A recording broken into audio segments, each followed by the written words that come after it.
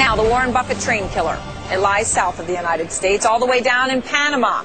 We're talking about the Panama Canal, which is in the middle of a major expansion. And when it is complete, East Coast ports are going to be able to get cargo from Asia that currently usually goes to the West Coast and then gets put on train, like Warren Buffett's Burlington Northern trains, and then travels east. So the canal expansion means less need for trains in America and potentially some big opportunity in the East Coast. One man seizing the opportunity to make money, Christopher Lee, founding and managing partner of High Star Capital, teaming up with the Port of Baltimore in a $1.5 billion deal to get ready for more ships.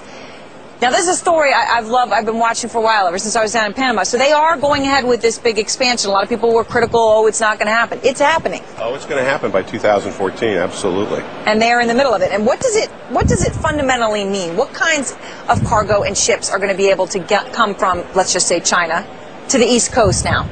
It means much bigger ships. Right now, we've got 6,000 to 8,000 20-foot equivalent container ships coming to the East Coast.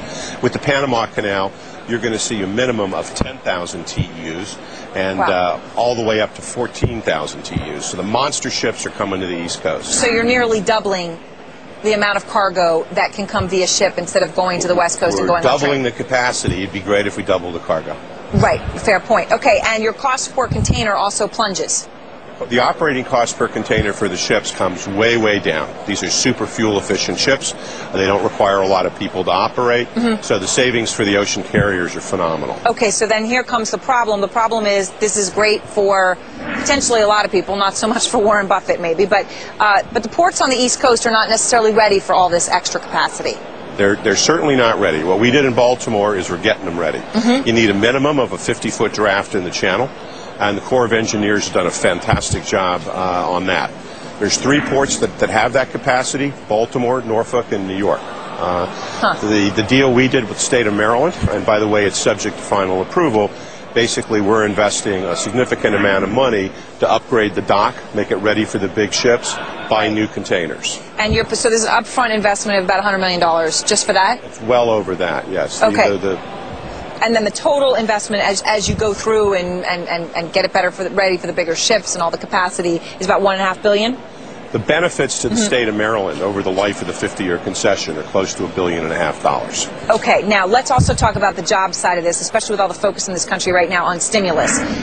You've actually done an analysis of how many jobs are going to be created just to do all of this dredging, and I may be using the incorrect word, but to get it ready for bigger ships, and it's going to be a lot more jobs than the stimulus bill created for the state of Maryland. I'll tell you, last time I was on the show, we were talking about all the infrastructure jobs that were going to happen. Yep. That was a big disappointment. They have not come true. No, I'm real proud of the fact that my firm, High Star, has partnered with the state of Maryland. We're creating twice the number of construction jobs in Maryland than the stimulus package. Twice the number. Yeah. It's 3,000 construction jobs and 2,700 permanent jobs around the ports, a total of 5,700. And these are real jobs. These aren't figments of some bureaucrat in Washington's imagination jobs.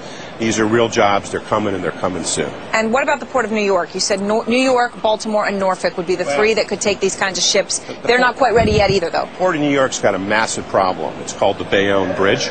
Right. Most of the container capacity is up in Newark by the airport. Ships have to go under the Bayonne Bridge, and it's not high enough for these big ships coming. So my next project, now that we've solved the problems in Baltimore, is we're going to turn our attention and we're going to work with the Port Authority and people here in New York, because we need to fix that bridge if New York's going to be a viable container terminal port going forward. It's a big issue and a big challenge, but we'll meet it. Well, it's good to know that there's some private investment in trying to fix the infrastructure problems, and, well, I wonder if Warren Buffett thought a lot about the Panama Canal before his Burlington Northern deal. Thanks so much, and good to see you, Chris. Always good to see you.